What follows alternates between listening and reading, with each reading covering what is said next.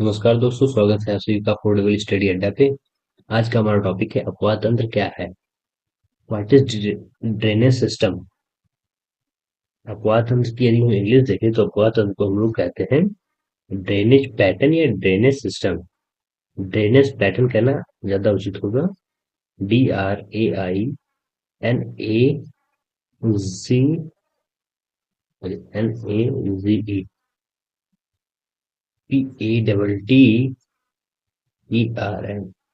Drainage pattern. तो इस video में हम कंप्लीट ड्रेनेज सिस्टम अपवाह तंत्र क्या है इसके विषय में अध्ययन करेंगे। तो सबसे पहले अपवाह तंत्र, ये शब्द कुछ नया नया लग रहा होगा। वैसे तो हम लोग अपवाह तंत्र या जल प्रवाह के विषय में अध्ययन तो क्लास 8th 9th से ही करने लगते हैं। खैर छोड़िए, इस वीडियो में हम जो है अपवाह तंत्र क्या है, इसकी परिभाषा क्या है और इसकी भूमिका क्या है, इन सभी के विषय में हम अच्छे से चर्चा करेंगे। तो सबसे पहले अपवाह तंत्र को समझने से पहले अपवाह क्या होता है। जो अपवाह क्या है जिसे हम लोग कहते हैं अपवाह। अपवाह जिसे हम लोग ड्रेनेज कहते हैं। ड्रेनेज ये क्या होता है इसे हम समझते हैं, फिर अपवाह तंत्र के विषय में भी हम समझते हैं। तो जो अपवाह होता है, अपवाह, तो अपवाह को यदि हम सिंपल शब्दों में कहने का प्रयास करें तो कह सकते हैं जल के प्रवाह को ही अपवाह कहते हैं। क्या कहते हैं? यदि हम कह दें कि जल के प्रवाह, ये बहाव बहाव प्रवाह को अपवाह कहते हैं। सिंपल और सरल शब्दों में यदि हम कहें कि अपवाह क्या है, तो हम कह सकते हैं जल के प्रवाह को अपवाह कहते हैं। किंतु ये बहुत अच्छा और सुव्यवस्थित और सटीक परिभाषा नहीं होगी। इसे सुव्यवस्थित और अच्छे तरीके से परिभाषित करने के लिए हम अपवाह को यदि अच्छे ढंग से परिभाषित करें तो हम कहेंगे ये तो इसमें मूल चीज है कि यानी जल के प्रवाह होगा, जल का प्रवाह होगा, अपवाह में जल का प्रवाह होगा। किंतु इसे हम सुव्यवस्थित तरीके से करें, सुसज्जित करें, तो हम कह सकते हैं निर्धारित। कैसा? निर्धारित निर्धारित जल मार्गों द्वारा, जल मार्गों, निर्धारित जल मार्गों निर्धारित जल मार्गों द्वारा जल के प्रवाह, जल के प्रवाह को अपवाह तंत्र कहते हैं, सॉरी अपवाह कहते हैं। क्या कहते हैं? अपवाह कहते हैं। तो वैसे अपवाह यदि आपसे कोई पूछे तो सिंपल शब्दों में आप कह सकते हैं कि जल के प्रवाह को ही अपवाह कहते हैं। ये ठीक है, लेकिन इतना ठीक नहीं है। यदि इसे हम सुव्यवस्थित और सुपरिभाषित करें तो हम कहेंगे निर्धारित जल मार्ग में। नहीं, ऐसा थोड़ी कि कोई जल है, जैसे ये कोई जल है, यहाँ से जल इधर बह गया, इधर बह गया, चारों दिशाओं में, सभी दिशाओं में बह रहा है, ऐसे बह गया, गिर गया लोटे से जल और सब लग सभी तरफ फैल गया, तो इसे हम जल का अपवाह कहते हैं।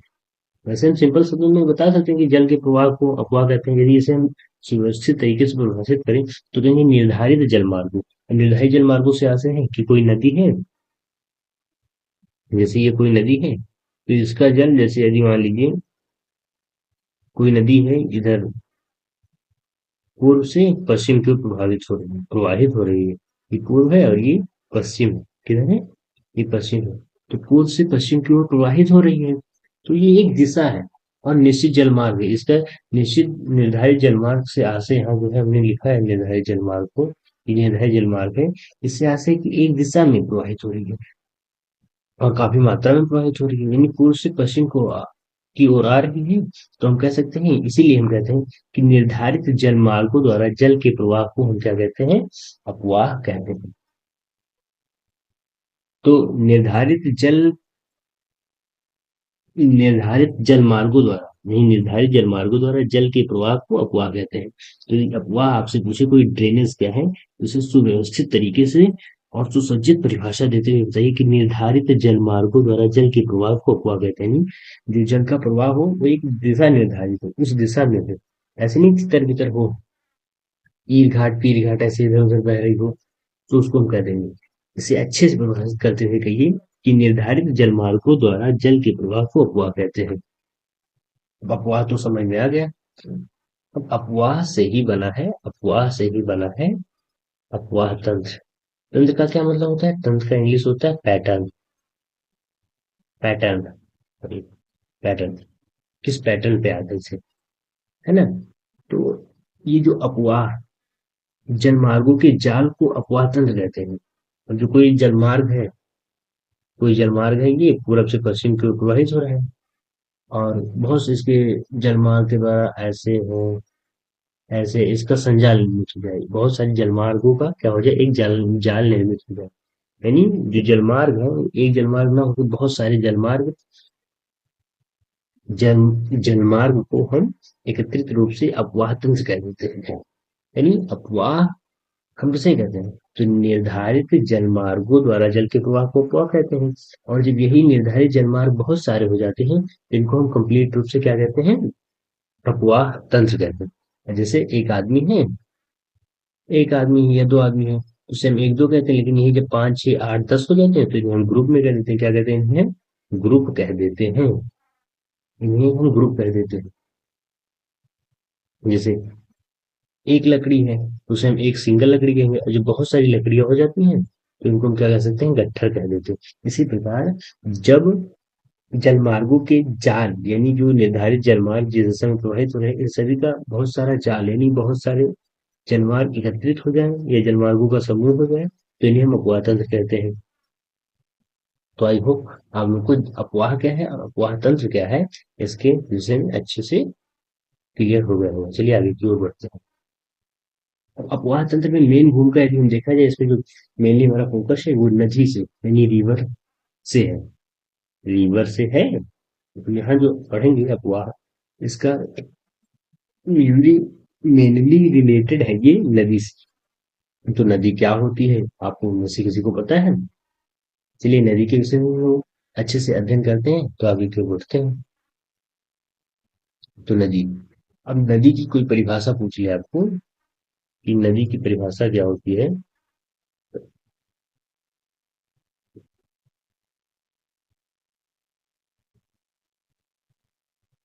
नदी के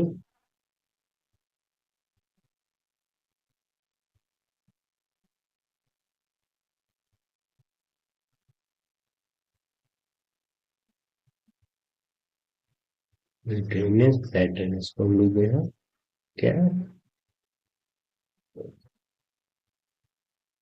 ड्रेनेज पैटर्न। अब नदी कोई पूछ ले, तो नदी क्या है, तो आप कह देंगे कोई नदी, जल के प्रवाह के समूह को नदी कहते हैं, ऐसे आप कुछ भी बता सकते हैं। लेकिन नदी की जो परिभाषा है अच्छे से देखिए, किसी उच्च भूमि से, नदी से भी यदि आपको नदी की परिभाषा पूछ, नदी क्या है, ये आपको रटनी नहीं है कि ये परिभाषा आपको रटनी है, आपको कॉन्सेप्चुअल क्लियरिटी लानी है। तो नदी क्या है, सिंपल बताएंगे, किसी उच्च भूमि से, यानी किसी उच्च भूमि से, यानी किसी ऊंचाई वाले क्षेत्र से निम्न भूमि की ओर, ढाल की ओर गुरुत्वीय शक्ति के प्रभाव से, गुरुत्वीय यानी गुरुत्वाकर्षण, ग्रेविटी, क्या, ग्रेविटी कहते, ग्रेविटी के प्रभाव से तट तटबंधों, तटबंधों जो है किनारा, ऐसे किनारा होता है, होता नहीं है किनारा। गांव में खेतों में आप मेड़ देखते हैं, यदि हम शुद्ध अवधी भाषा में से कहें या गांवी भाषा में कहें, तो उसे मेड़ कह सकते हैं, यानी किनारा, दीवार। ऐसे होता है, जो कमरों का दीवार होता है उसे हम तटबंध कह देते हैं। तो क्या है, उच्च भूमि से निम्न भूमि की ओर गुरुत्वीय शक्ति के प्रभाव से तटबंध हो, यानी दो किनारों, दो दीवारों के मध्य, है ना, दो, जैसे नहर होता है, नहर में बीच में गड्ढा होता है, दोनों तरफ ऊंचे ऊंचे तटबंध होते हैं, तो उसे कहते हैं। तटबंधों के मध्य प्रवाहित होने वाली जलधारा को हम नदी या जल सरिता कहते हैं। तो आप याद रखना है कि जैसे नदी की परिभाषा सिंपल बताइए, इसको परिभाषा रटिए मत, कि कोई उच्च क्षेत्र है, जहाँ उच्च क्षेत्र है, स्वाभाविक बात है, उच्च क्षेत्र की निम्न, किसी भी जल का प्रवाह उच्च क्षेत्र से निम्न क्षेत्र की ओर होगा। तो किसी उच्च भूमि से निम्न भूमि की ओर गुरुत्वीय शक्ति के प्रभाव से तटबंधों के मध्य प्रवाहित होने वाली जलधारा को हम क्या कहते हैं? जल सरिता कहते हैं। तो चलिए एक बार बताइए, मैथ पढ़िए क्या है। नदी को हम क्या कहते हैं? नदी को हम क्या कहते हैं? किसी उच्च भूमि से निम्न भूमि की ओर गुरुत्वे या गुरुत्वाकर्षण शक्ति के प्रभाव से तटबंधों के मध्य प्रवाहित होने वाली जलधारा को हम नदी या जलसरिता कहते हैं। तो अब नदी के विषय में क्लियर हो गया होगा। अब आप बताइए कि कोई नदी यदि किसी भौगोलिक क्षेत्र में प्रवाहित हो रही है, वो क्या अकेले प्रवाहित होती है या समूह में प्रवाहित होती है? तो आपको ये बात याद रखनी, कोई नदी यदि जैसे पश्चिम से पूरब की प्रवाहित हो रही है, तो ये नदी अकेले नहीं प्रवाहित होती है। इसके साथ बहुत सारी सहायिकाएं होती हैं। ये एक से अधिक हो सकती है, सहायिकाएं होती है और उप सहायिकाएं होती है। सहायिकाएं और उप सहायिकाएं क्या मतलब क्या है? जैसे यदि एक कोई नदी क्या है, ए नदी है और ये कोई बी नदी है। अब बी नदी ए नदी से आके मिलती है और अपने जल को ए नदी में विसर्जित कर देती है। जैसे आप अपने घर में, आपके बड़े भैया हैं और आप हैं, तो आप अपना पैसा मंथली अर्निंग करते हैं, सैलरी बड़े भैया को दे देते हैं। तो बड़े भैया क्या क्या हुई? वो नदी हुई। क्या हुई? वो नदी हुई।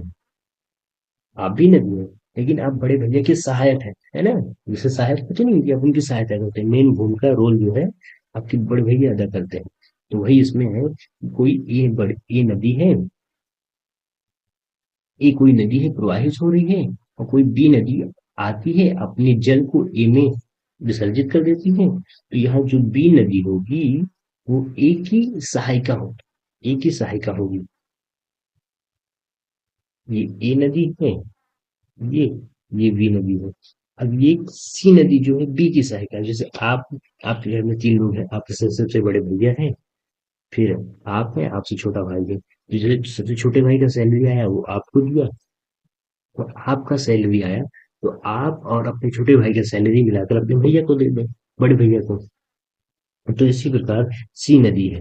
अब सी नदी अपना जल प्रवाहित करके लाती है, वी में विसर्जित करती है। तो यहाँ जो ये सी नदी यानी डायरेक्टली वी में मिल रही है। तो जो सी नदी होगी बी नदी के लिए क्या होगी? सहायिका होगी। लेकिन यहाँ जो ये सी नदी है एक नदी के लिए सहायिका नहीं होगी। क्यों नहीं होगी?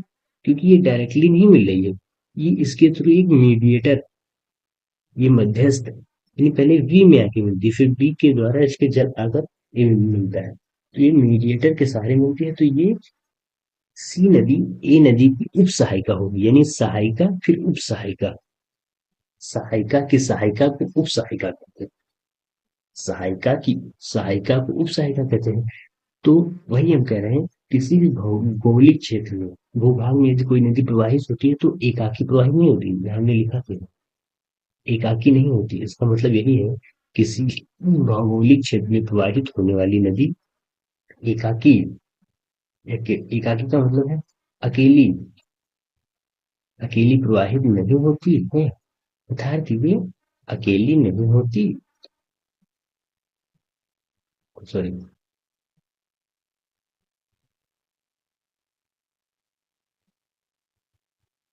अकेली नहीं होती। इसके साथ इसकी बहुत सारी सहायताएं एवं उप सहायताएं, इसके साथ इसकी बहुत सारी सहायताएं एवं उप सहायताएं क्या होती हैं? सहायताएं और उप सहायताएं भी क्या होती हैं? प्रवाहित होती है। सहायताएं उप सहायताएं भी प्रवाहित होती है। तो नदी क्या है? नदी वह है, कोई उच्च भूमि से निम्न भूमि की ओर गुरुत्वाकर्षण शक्ति के प्रभाव से कोई जलधारा प्रवाहित हो रही है और तटबंधों के मध्य प्रवाहित हो रही है। तो उसे हम जल सरिता या नदी या रिवर, अपका, निम्नगा, कुछ भी कह सकते हैं। अपका, निम्नगा ये जल नदी के पर्यायवाची है। और एक बात आपको ये भी नोट के रूप में याद रखनी है कि जो इसे नोट लेंगे कि किसी भी भौगोलिक क्षेत्र में कोई नदी यदि प्रवाहित होती है तो अकेली प्रवाहित नहीं होती, उसके साथ उसकी बहुत सारी सहायताएं एवं उप सहायताएं मिलकर प्रवाहित होती हैं। उसके साथ उसकी बहुत सारी सहायताएं एवं उप सहायताएं मिलकर क्या होती हैं? प्रभावित होती रहती हैं। तो आई होप आपको क्लियर होगा कि नदी क्या है, और नदी क्या है, और नदी की सहायक नदियां क्या होती है और उप सहायक नदियां क्या होती है। जैसे आप देखेंगे, जब संगम के पास गंगा से आके यमुना मिलती है, ये गंगा है, गंगा रिवर है, और ये यमुना रिवर है। क्यों? यमुना तो गंगा की क्या हुई, सहायक हुई, किंतु जो सोन बेतवा के ये यमुना के सहायक है, तो ये सोन जो रिवर है ये गंगा के लिए क्या होगी, उप सहायक होगी, यानी सब ट्रिब्यूटरी होगी, क्या होगी, सब ट्रिब्यूटरी होगी, ट्रिब्यूटरी रिवर होगी, सब ट्रिब्यूटरी रिवर होगी, क्या होगी, सब ट्रिब्यूटरी रिवर होगी। तो आपको नदी क्या है, और किसी भौगोलिक क्षेत्र में कोई नदी प्रवाहित हो रही है तो वो अकेली नहीं है। क्यों नहीं है उसकी, क्योंकि उसके साथ बहुत सी सहायकाएं और सहायताएं प्रवाहित होती रहती है, ये भी आपको क्लियर हो गया। चलिए आगे क्यों बढ़ते हैं। जैसे ध्यान देखिए, ये ये फिगर है, ये कंप्लीट नहीं है। जब आप नदी के विषय में आगे अध्ययन करेंगे तो आप देखेंगे कि जो उद्गम के आधार पर भारत में नदियां मुख्य रूप से दो भागों में बांटी गई हैं। एक हिमालयी नदियां, एक प्रायद्वीपीय नदियां। हिमालयी नदियां जो हिमालय से निकलती हैं, और प्रायद्वीपीय नदियां जो प्रायद्वीप से निकलती है। अब हिमालय नदियां की एक खासियत है, ये सदा नीरा रहती हैं। तो आप कहेंगे तो इन सब पे मैं एक सेपरेट लेक्चर लेके आऊंगा आपको। जैसे ये हिमालयन रिवर है, इनमें मेनली तीन रिवर सिस्टम को आपको पढ़ लेनी, पूरी river clear, river system clear हो जाएंगे। जैसे क्या है, क्या क्या पढ़ना है आपको, Indus river system, Ganga river system, और ब्रह्मपुत्र रिवर सिस्टम। ये जो हमारा फिगर दिख रहा है, आप लोग देख रहे हैं ये फिगर, ये जो है, ये फिगर कंप्लीट नहीं है, आपको समझने की जरूरत है। ये गंगा रिवर सिस्टम का फिगर है, गंगा रिवर सिस्टम का ये फिगर है। यहाँ हमने बताया है कि जैसे ये यमुना यमुनोत्री से निकलती है, और अलकनंदा संतोपद से निकलती है, और भागीरथी निकलती है गंगोत्री से। तो ये नदियां जब आगे प्रवाहित होती है, आगे चल के आती हैं, तो यहाँ जब जहाँ पे देखिए बहुत सारे प्रयाग बनते हैं। जैसे मैं आपको ओवरली बता दूं, तो जहाँ पे धौली गंगा, जहाँ पे धौली गंगा और अलकनंदा मिलती है वहां पे बनता है विष्णु प्रयाग। और जहाँ पर पिंडर बनती है, पिंडर अलकनंदा से मिलती है, वहां बनता है कर्ण प्रयाग। और जहाँ पे मंदाकिनी मिलती है, ये राइट बैंक ट्रिब्यूटरी है गंगा की, सॉरी अलकनंदा की, जहाँ पर मंदाकिनी मिलती है वहां पर बनता है रुद्रप्रयाग।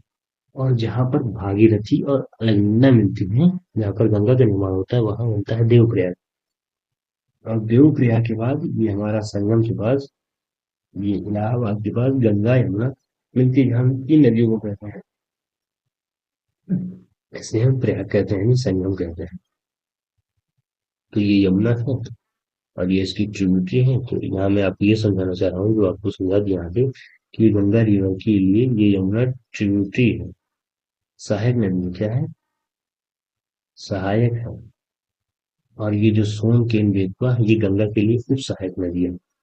तो आई होप आपको क्लियर हो गया होगा। और आपको यदि इन रिवर सिस्टम के विषय में अध्ययन करना होगा तो आप मुझे फीडबैक दीजिएगा, मैं सेपरेट लेक्चर लेके आऊंगा, तो उसमें आप लोग को अच्छे से समझाऊंगा।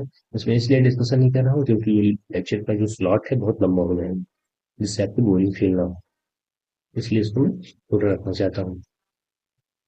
अब देखिए, नदी पढ़ ली, अब नदी तो पढ़ ली, कोई आपसे पूछ ले कि नदी तो पढ़ ली, चलिए ठीक है, लेकिन नदी का जल ग्रहण क्षेत्र क्या होता है, जल ग्रहण क्षेत्र की इंग्लिश हम देखें, इसे हम कहेंगे कैचमेंट एरिया। इसे हम क्या कहेंगे, नदी का कैचमेंट एरिया कहेंगे, क्या कहेंगे,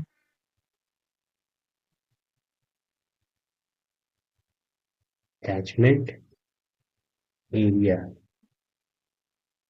एरिया में कहते हैं कैचमेंट एरिया क्या होता है, तो बहुत सिंपल भाषा में कह सकते हैं कि नदी द्वारा अपनी जल जिन क्षेत्रों से, अपने जल को जिन क्षेत्रों से प्रवाहित कर लाया जाता है उसे हम नदी का जल ग्रहण क्षेत्र कहते हैं।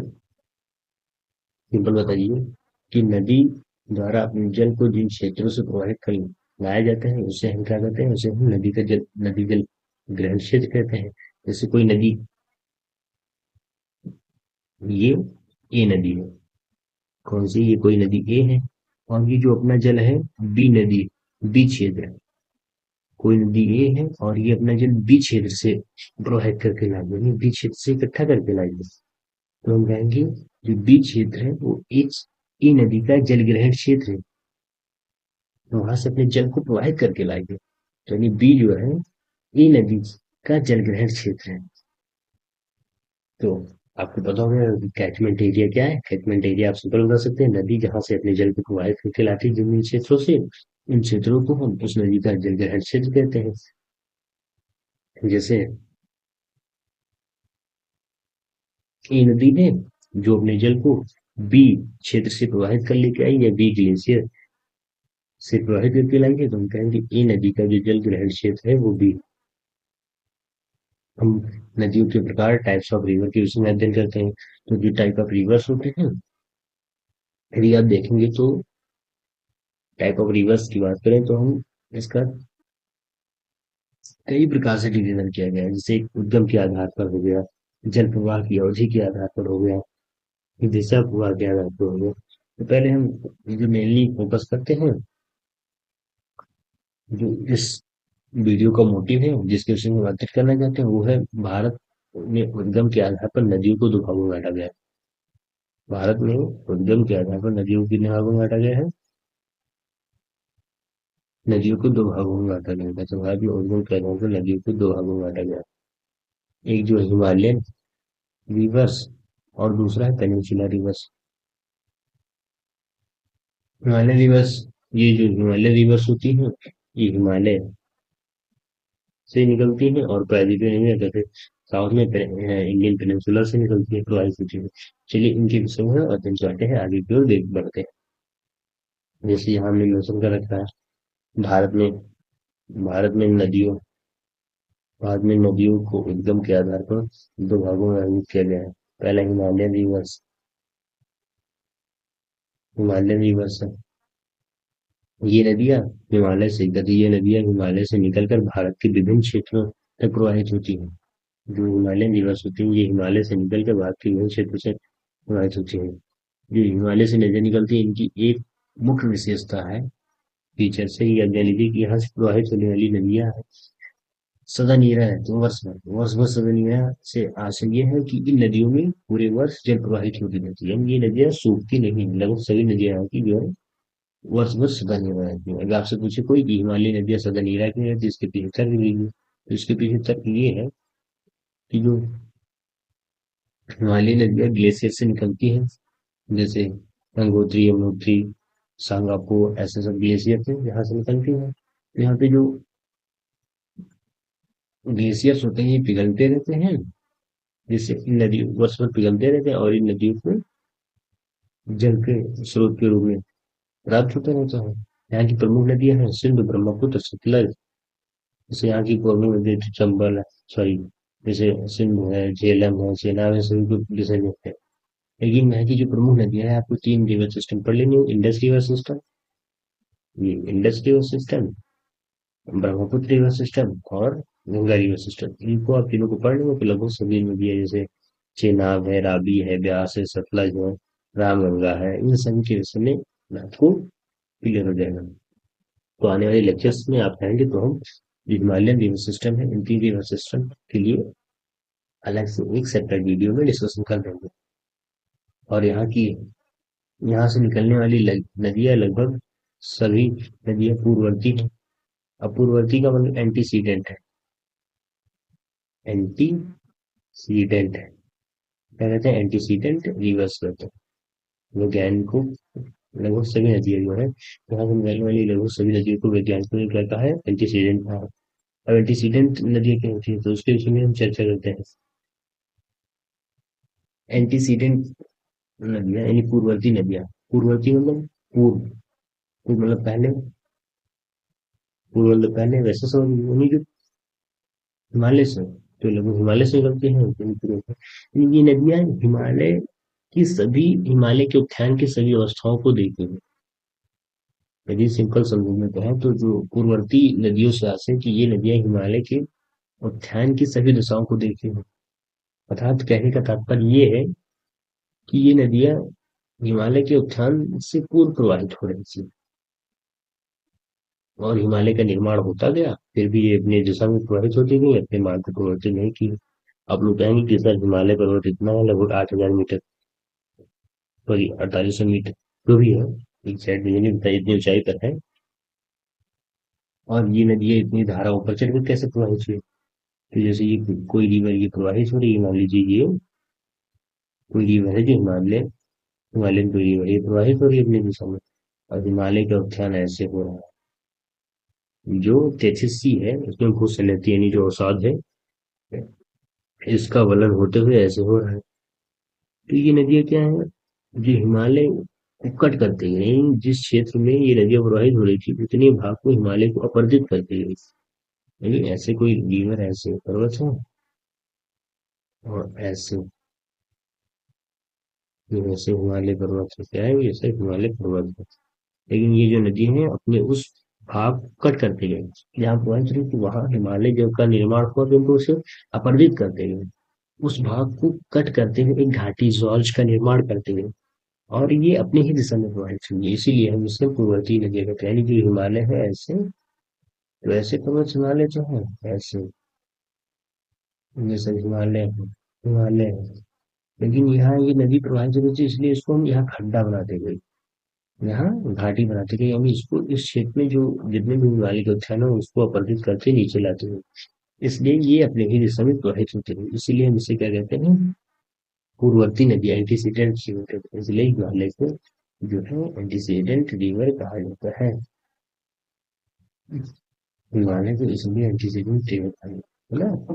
तो आपको पता होगा कि एंटीसीडेंट रिवर क्या है। एंटीसीडेंट रिवर खास है ऐसे है कि ये नदियां हिमालय के उत्थान से पूर्व भी बह रही थी, और हिमालय का जब उत्थान होता गया तो उस भाग में जिस क्षेत्र में ये प्रवाहित हुई थी उस भाग में हिमालय के उत्थान को ये अपरदित कर दी गई, यानी काटती गई, और अपनी दिशा में प्रवाहित होती गई। इसलिए हिमालय की सभी नदियों को, लगभग सभी नदियां जो है उसे पूर्ववर्ती एंटीसीडेंट रिवर कहते हैं।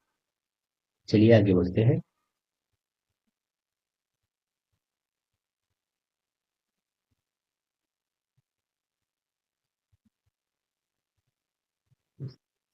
इसी लिखे हमने अभी, मैं आगे मेंशन कर रखा हूँ कि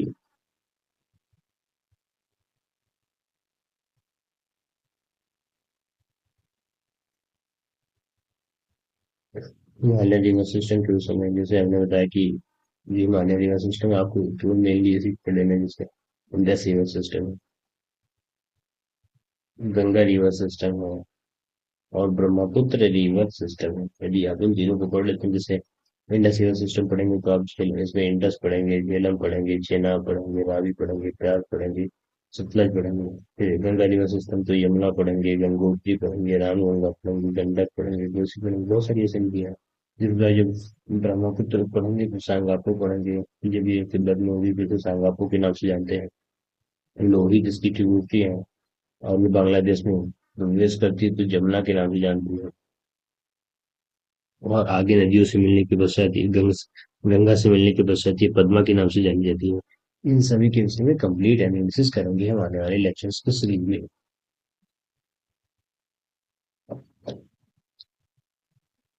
अब देखिए प्रायद्वीपीय नदी क्या है, दूसरी क्या है, प्रायद्वीपीय नदी क्या है, पेनिनसुलर रिवर क्या है।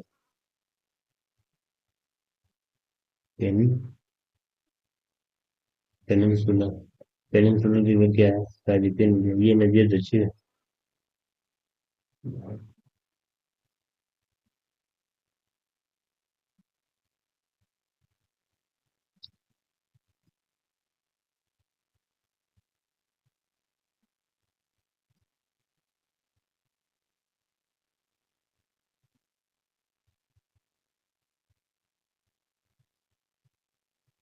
यह दक्षिण भारत के प्रायद्वीपीय एवं पूर्ववर्ती क्षेत्रों से निकलती है। समान रूप से इन क्षेत्रों का ढाल पूरब की ओर है। यानी जो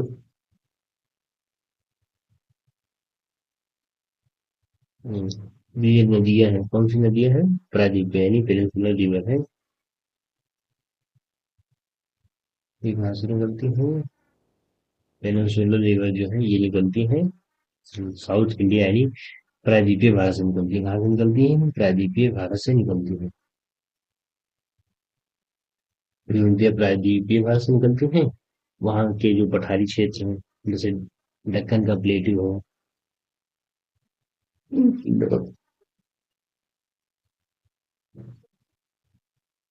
दंडकार है, बहुत सारे प्लेटू हैं, तो वहां से निकलती हैं। इनका जो वही कहा गया कि प्रायद्वीपीय पर्वतीय क्षेत्रों से निकलती हैं। समान रूप से इन क्षेत्रों का ढाल पूरब से पूरब की ओर है, यानी जो ईस्टर्न पूरब की ओर है। और यहाँ से निकलने वाली नदियां वर्षा जल पर निर्भर करती हैं, देखिए वर्षा जल पर निर्भर करती हैं और ग्रीष्म काल में पिघलने वाले हिमालयों पर भी निर्भर करती हैं। यानी वे हिमालयों पर भी निर्भर करते हैं, लेकिन ये हिमालय जो है केवल ग्रीष्म काल में ही क्या करती है, पिघलती है। तो इन नदियों में जो जल है, जिसके कारण इन नदियों में जल का प्रवाह वर्ष भर नहीं बना रहता है, इसलिए यह नदियां मौसमी नदियों की श्रेणी में आती है। इसलिए हम जो है प्रायद्वीपीय नदियों को क्या कहते हैं? हिमालयी नदियों को हिमालयी नदियों से भिन्न मौसमी नदियां यानी मॉनसूनल रिवर्स के नाम से भी जानते हैं, क्योंकि इनमें जो जल का प्रवाह है कुछ ही महीनों तक होता है, जो मिनी ग्रीष्म काल और वर्षा ऋतु पर ही आधारित होता है। अब यहाँ से निकलने वाली जो नदियां हैं, इनको भी हम दो भागों में बांट देते हैं। जैसे प्रायद्वीपीय नदियां हैं, एक ईस्ट फ्लोइंग रिवर, यानी जो वेस्टर्न से वेस्ट से पूरब की ओर आती है और कहाँ गिरती है? बे ऑफ बंगाल में गिरती है। बे ऑफ बंगाल में गिरती है। कहाँ गिरती है? बे ऑफ बंगाल में गिरती है। और एक वेस्ट फ्लोइंग रिवर होता है। क्या होता है? एक वेस्ट फ्लोइंग रिवर होता है, पूरब से पश्चिम की ओर प्रवाहित होता है और अरेबियन अरेबियन सी में आके गिरता है, अरब सागर में आके गिरता है। तो इन नदियों को भी कैसे याद करेंगे? तो इन नदियों को याद करने के लिए मैं एक अच्छा सा ट्रिक लाया हूँ। ये ट्रिक मैंने खुद नहीं बनाया, मैंने भी कहीं से पढ़ा था, मुझे अच्छा लगा तो मैंने यहाँ मेंशन कर दिया। यदि आप लोग को अच्छा लगे तो आप लोग इस ट्रिक को पढ़ सकते हैं, अन्यथा आप लोग को जैसा अच्छा लगे आप लोग उस तरह याद करिए। हमारा मोटिव ये है कि आप लोग अच्छे से क्वेश्चन को कंप्लीट करें और कहीं भी हो तो आप लोग अपने सिलेक्शंस को पक्का करें, यहाँ से आने वाले क्वेश्चन आपके रॉन्ग ना हो। मेरा मोटिव है। तो चलिए देखते हैं क्या नदी है। इन नदियों को हम धारा प्रवाह की दिशा के आधार पर दो भागों में बांटते हैं, जैसे west flowing river, east flowing river.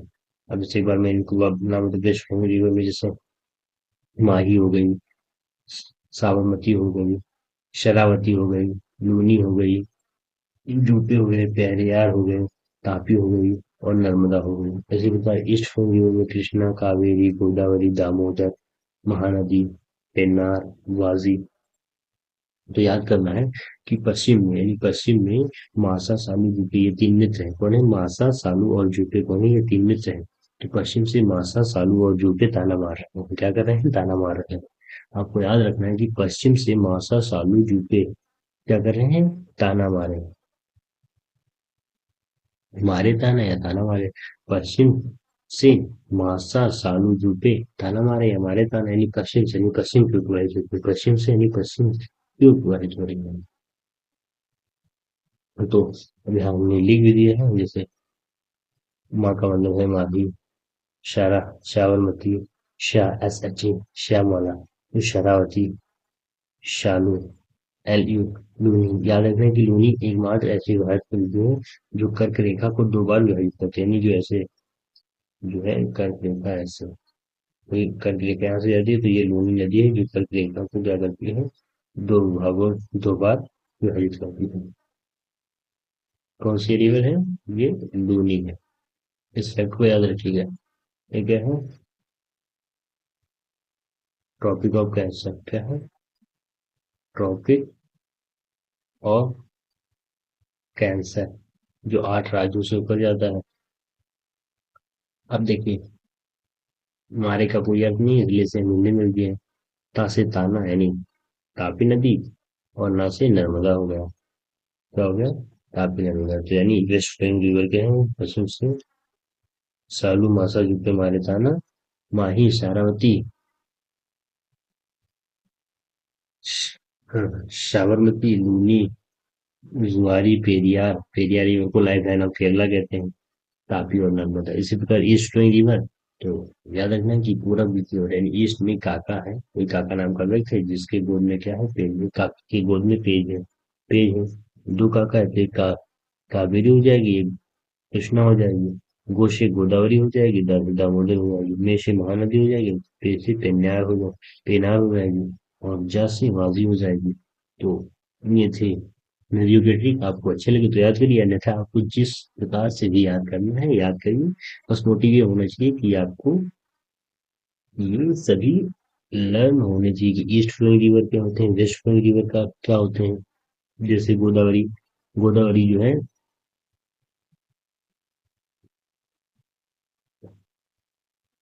आई वो हिंदी में सही हो गया है। तो गोदावरी को हम क्या कहते हैं, साउथ की गंगा कहते हैं। क्या कहते हैं, गोदावरी रिवर को साउथ की गंगा कहते हैं।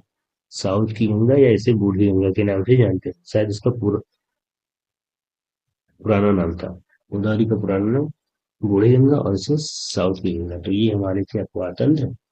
और यदि आपको ये वीडियो अच्छे लगेंगे तो अपवाह तंत्र से जैसे नदियों के द्वारा जो प्रवाहित होते हैं, इससे क्या प्रतिरूप निर्मित होते हैं, नदियों का यूटिलाइजेशन क्या है, उन सब के विषय में चर्चा करेंगे। यदि आपको अच्छा लगा हो लेक्चर तो लाइक करें, सब्सक्राइब करें चैनल को और अपने दोस्तों में शेयर करें।